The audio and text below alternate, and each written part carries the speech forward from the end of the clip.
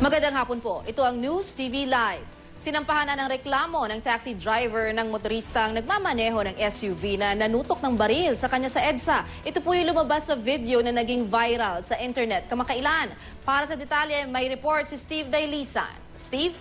Lala na, ihain na nga ang mga reklamong grave threats, physical injuries at malicious mischief laban kay Carl Binang, ang sinasabing SUV driver na nanutok ng baril kamakailan sa isang nakaalitan niyang taxi driver sa bahagi ng EDSA Santolan.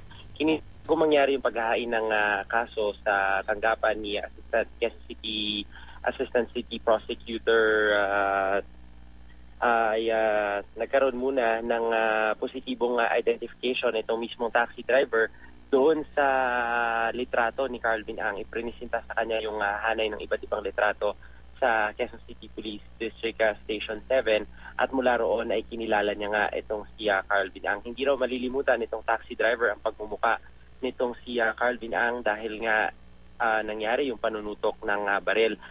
Handa naman daw sana Lala makipag-ayos itong taxi driver dun kay Carl Binang. Kaso hanggang ngayon ay hindi pa rin nagpapakita itong si Carl Binang sa tanggapan ng pulis. Makailang ulit na rin sila nakipag-ugnayan sa Primex Development Corporation. Ito kasi yung nakalagay sa rehistro ng SUV na ginamit o sangkot doon sa naturang incident. Ngayon ay patuloy natin kinukunan Lala ng panig itong abogado ng Primex Development Corporation. Kanina nga ay nangako sila na pupunta naman sa QCPD Station 7, Lala. Maraming salamat sa iyo, Steve Dailisan.